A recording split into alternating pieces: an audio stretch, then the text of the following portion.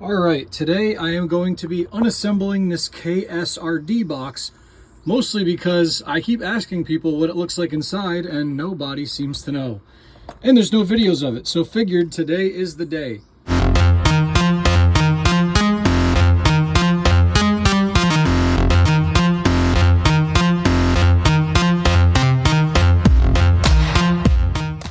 Now you can see that this is a Gen 1 KSRD manufactured. Looks like 12/11/2021. This has a rubber band holding it on, that's it. Kind of cheesy if you ask me, but this one band, so I just took the band off. And you can see all of these bolts, obviously were not stainless, they're all really rusting, so I'm actually going to replace these with stainless ones, but I'm not going to disconnect all the cables and everything here.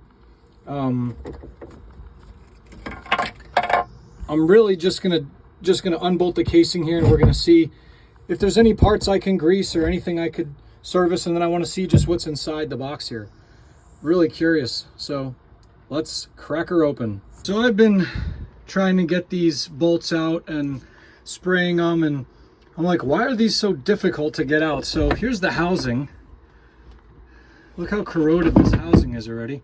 But you could see why it's so hard to get out, and that's because the backside of these non-stainless bolts was exposed to salt water.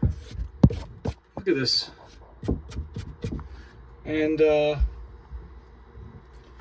backside of all these bolts are seized in because of the salt water. So just to be clear for everybody watching this video, the KSRD works fine. It doesn't have any issues. I just am doing some maintenance on the ski, and I saw these rusty bolts here, and I figured, you know, these are going to get to a point where they're completely seized, and then if I actually do need to service the unit, I'll be shit out of luck because the bolts will be completely seized.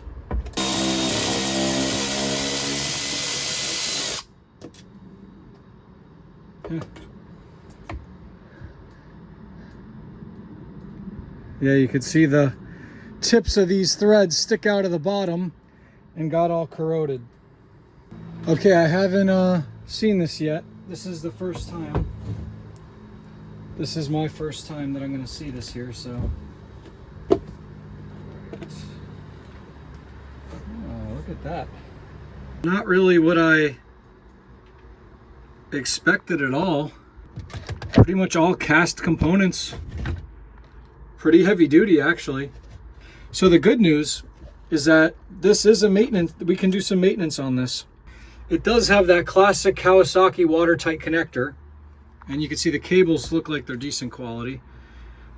So you have two motors and then the control module in there. And that control module, the brand on it is Hilux. Alright, so the next thing we're going to do is you're going to need a Phillips screwdriver.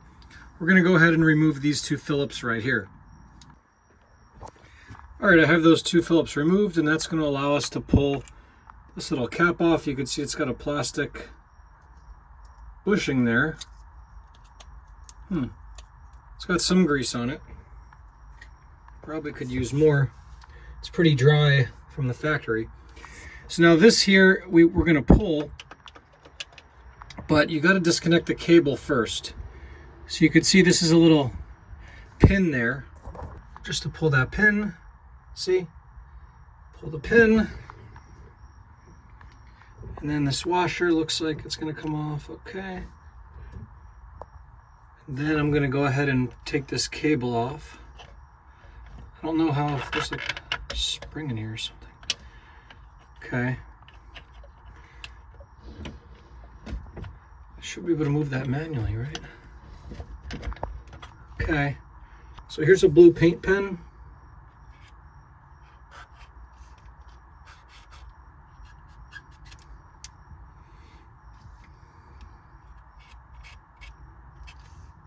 Might not need those marks, but again, this is kind of exploratory for me here, so okay. Let's just pull that off. Okay. Oh, look at that. So as part of the maintenance, you're going to go ahead and pull this planetary gear carrier out. And we're going to lube and clean everything up in here.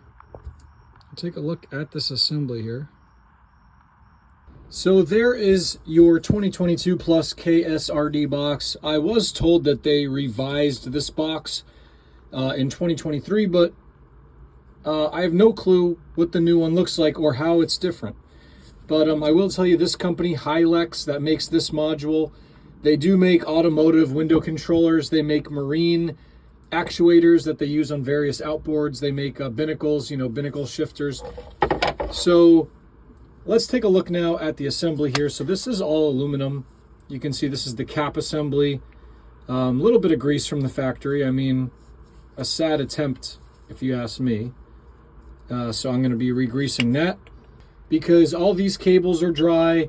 And then this here, this is the planetary gear carrier assembly. It is plastic, but the gears themselves are steel. And they're pretty well lubricated. This is the casing here. The housing is all aluminum with a steel gear right here. This is made much better than some of the competitor units. The Kawi one here, no plastic gears. So really a good job, Kawasaki, on building this high quality unit. I mean, it really is heavy duty. All right, so in terms of maintenance, what I'm going to do is clean up all this old grease. Then I am going to re-lubricate this, reinstall the carrier, put the cap back on, lubricate that, and then reconnect the cable and lubricate this part of the cable here. And then I'm going to put some grease on this O-ring, reassemble the casing. You can see that this had red Loctite on it, so that's why those bolts were so hard to get out. Even then, I am going to replace all those bolts with stainless ones, so I'll let you know the sizing for that. So the biggest downside of this actuator is that they made the cover here plastic. Really, I mean, it's not a bad plastic cover. It's let's say PP polypropylene. I mean, it's a decent cover, but the older trim modules had an aluminum cover. So I wish this had an aluminum cover. It would have been better quality than that plastic cover. So now what we're going to do is we're going to repack it. If you guys watch my channel, then you've seen this product. This is corrosion block waterproof marine grease. So I usually have a brush, but I can't find it. So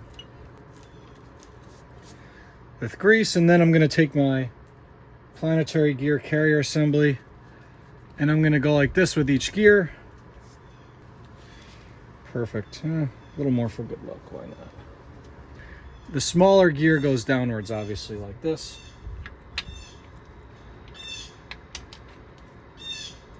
Okay, there you go. Then I'm going to go ahead, a little more grease. This is our actuator cap, and you can see from the factory they did try to put some grease in there. I don't know. I'm going to put my grease in. All right, so our cap is greased up, and if you remember, I made these little reference marks.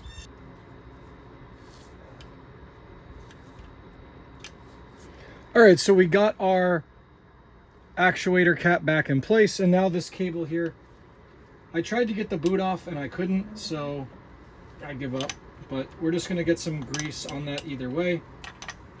I'm gonna get some grease right there at the junction point. All right, got our cable on there, and then we had this washer, and then we had this teeny little pin. I'm going to use these pliers to reinstall the pin, okay?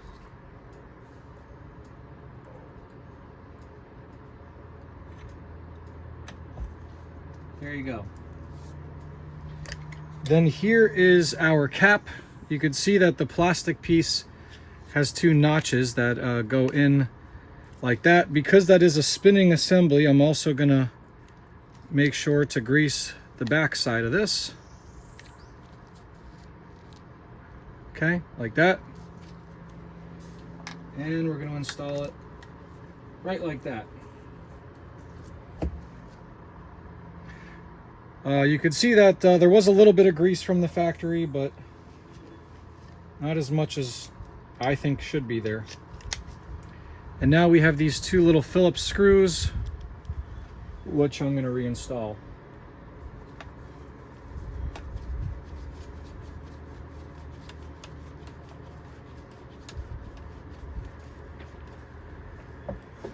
What's the torque on all these? I don't know, because Kawasaki doesn't have a section on this in the manual. It's pretty much says it's not serviceable. So for those of you who are wondering, this one is the trim actuator, and this one here is the KSRD reverse bucket actuator. Okay, so our trim actuator has been serviced. You could even see that blue grease I packed in under the cap right there. So now we're going to go ahead and remove the top bracket for our reverse bucket actuator. Again, 2 Phillips. Okay, we're going to remove our top cap. Basically dry from the factory. So thank you for that, Kawasaki. Stingy with the grease. So again, you could see that I'm going to make some reference marks right here.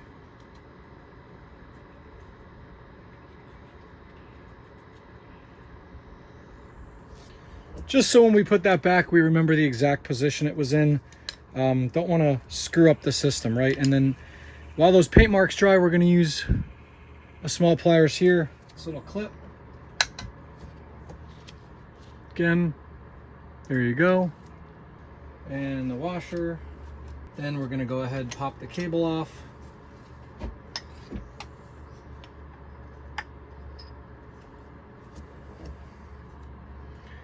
There's our assembly. Very little grease. Graphene, like moly grease, I don't know, but there's some yellow grease and there's some black grease. And so either way, what I'm gonna do is just clean everything up, and we're gonna apply some fresh grease to this.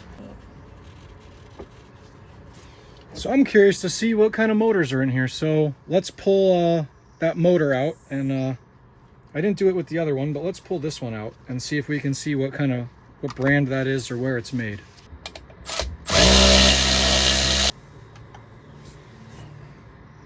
Okay, so this piece was over the casing. Pretty high quality piece there.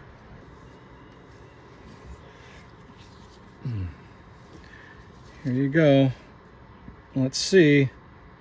So it turns out this is actually a window motor, which I suspected when I saw them. And this part number here cross-references with a Honda CRV. So there you go. Honda CRV.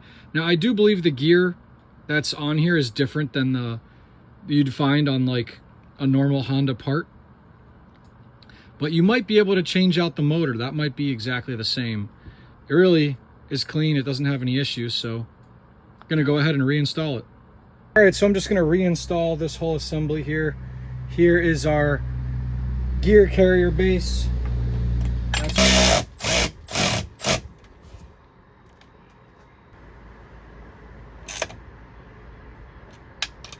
All right, then we're gonna do the same thing we did with the other one. I'm gonna add some fresh marine grease. This is our planetary gear carrier assembly. That's what I'm calling it.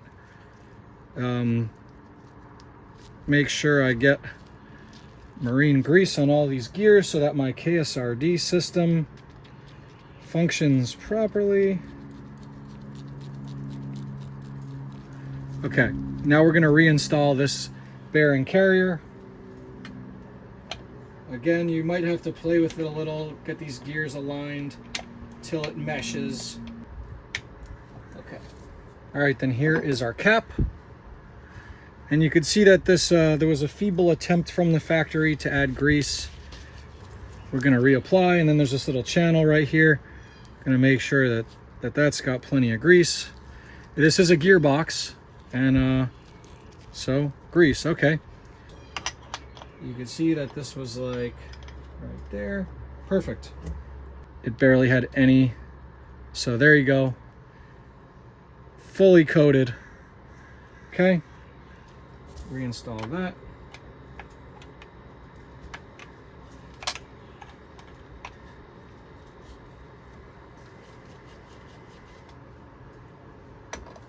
Okay, cable's in place, and here's our washer.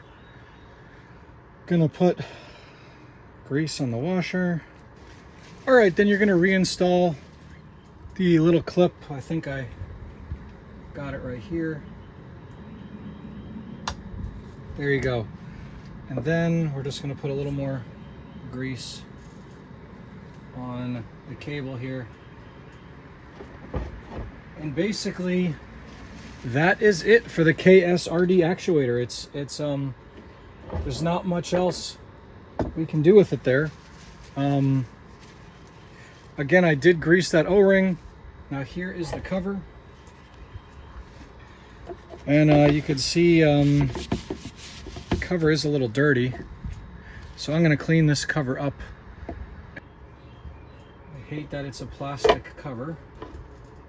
That really bothers me. It would be much nicer if it was an aluminum cover. If you enjoyed this video, hit the like button and subscribe for more exclusive jet ski content, only on JD's Water World.